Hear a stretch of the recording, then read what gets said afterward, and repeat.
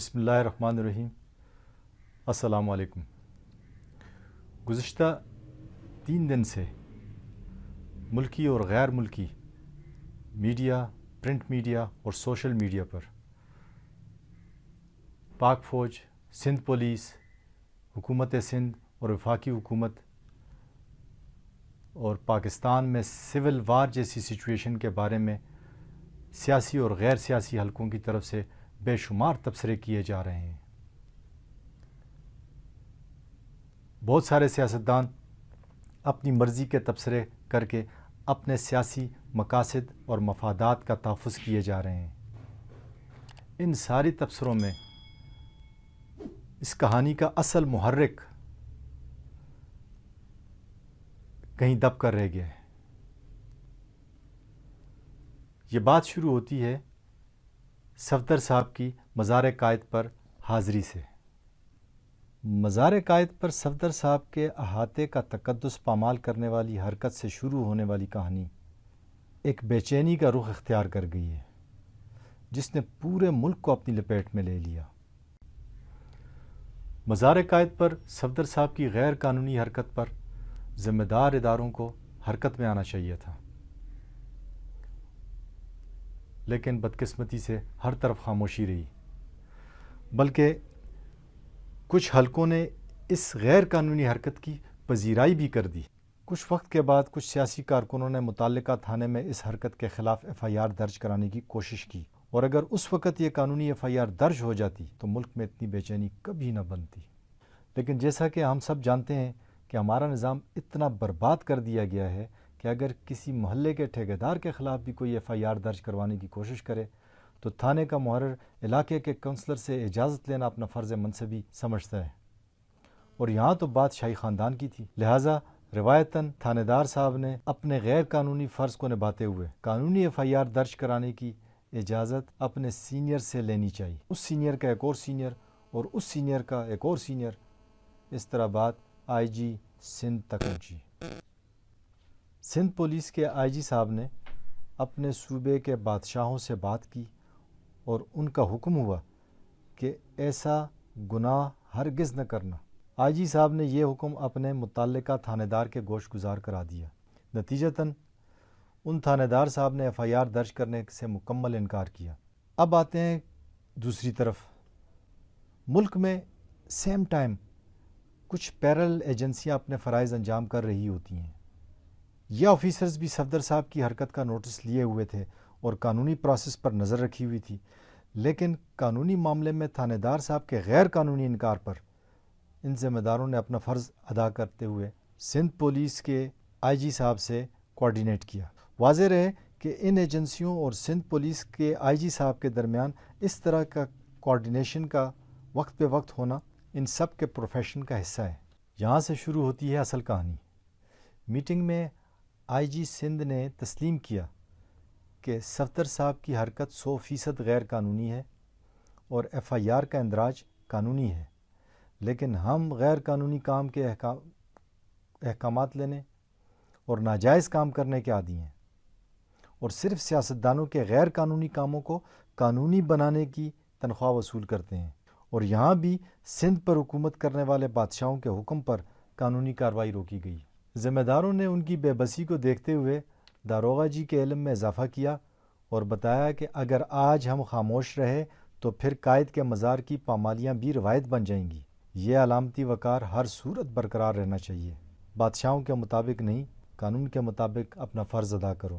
داروغہ جی کو یہ بات سمجھ آ گئی اور انہی کے حکم پر FIR درج کروائی گئی، اور انہی کے حکم پر پولیس پارٹی نے جا کر صفدر صاحب کو ہوٹل سے گرفتار بھی کیا۔ صفدر صاحب کی قانونی گرفتاری عمل میں آئی اور صبح ہو گئی۔ یہاں یہ واضح کرتا ہوں کہ ہر کوئی جانتا ہے اور مانتا بھی ہے کہ غیر قانونی حرکت پر جائز قانونی کارروائی ہوئی ہے۔ یہی قانون اور قانونی اداروں کی ذمہ داری بھی ہے کہ قانون سب کے لیے۔ لیکن کہانی یہاں ختم نہیں ہوئی۔ کہانی کا خطرناک سازشی پہلو یہیں سے شروع ہوتا ہے۔ سندھ کے بادشاہوں کی آنکھ کھلی تو ان کے ایک خیر خواہ نے انہیں کہا، آپ کے صوبے کے آپ کے اپنے پولیس آفیسرز نے آپ کے حکمی انکار کے باوجود جن دیگر ذمہ داروں کے کوارڈینیشن پر نہ صرف FIR درج کروائی بلکہ اسی پولیس آفیسر کے حکم پر اس کے تھانے داروں نے آپ کے مہمان شاہی خاندان کے ساتھ صرف علامتی غیر قانونی حرکت پر ایسا کر ڈالا۔ عالی جاں ذرا سوچئے، آپ کے کارنامے تو بہت بڑے ہیں، اچانک کسی دن ایسی ہی کارروائی آپ لوگوں کے ساتھ نہ ہو جائے۔ اس درباری کو بادشاہوں نے نوازا اور فوراً اس خطرے سے نمٹنے کے لیے مصاحبین طلب کیے گئے۔ مصاحبین سر جوڑ کر بیٹھے اور حل نکالا گیا کہ داروغہ جی اور ان کے قریبی ساتھی استعفیٰ دے دیں۔ ان استعفوں کو احتجاجی استعفے بنا کر دباؤ کے ذریعے مفاد حاصل کیا جائے تاکہ مستقبل میں کوئی اس طرح کا سوچنے کی بھی کوشش نہ کرے۔ لیکن داروغہ جی اور ان کے ساتھیوں نے استعفے کے بجائے احتجاجاً چھٹی پر جانے کی رائے پیش کی، لہٰذا بادشاہوں نے قربانی دینے والوں کی اتنی قربانی بھی بسط شکریہ قبول کی اور سپیر کے بعد اس سارے پلان پر عمل درآمد شروع کیا گیا۔ اور پھر بلاول صاحب کی دھواں دار اور جذباتی پریس کانفرنس کے بعد نتائج آنے شروع ہو گئے۔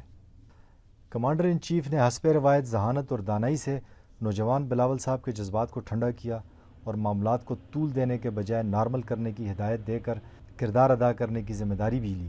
نہ صرف ذمہ داری لی بلکہ چیف نے فوری احکامات بھی جاری کر دیے۔ اب آتے ہیں اس کہانی کے اصل اور اہم بات کی طرف، آج کی اہم بات کی طرف۔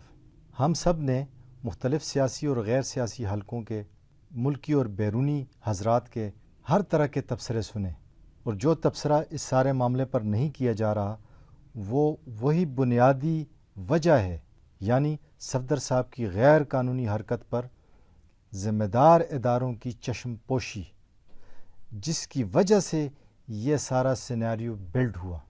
یاد رکھیں، یہ تمام سیاستدان اور بیرونی ملک بیٹھے ہوئے حضرات اپنے مفاد کے تحفظ کے لیے تبصرے فرما رہے ہیں، لیکن میں، آپ اور ذمہ دار ادارے اگر آج خاموش رہے تو آنے والی نسلیں ہمیں کبھی معاف نہیں کریں گی۔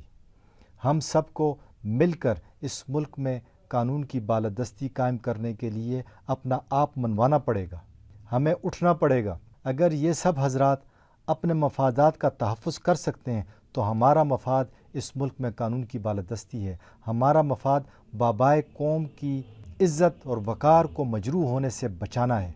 من حیث القوم ہم اخلاقی طور پر انتہائی کمزور کیے جا چکے ہیں۔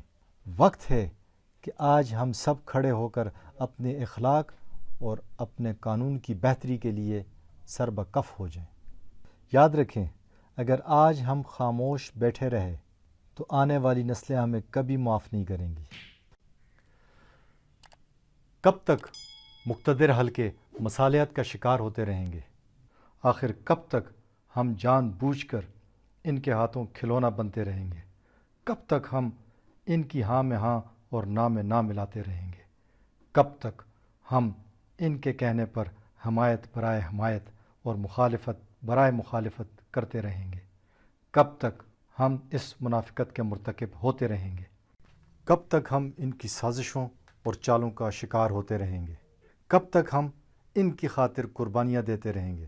کب تک ہم ان کے معاملات کے لیے خود کو اور اپنی اولادوں کو قربان کرتے رہیں گے؟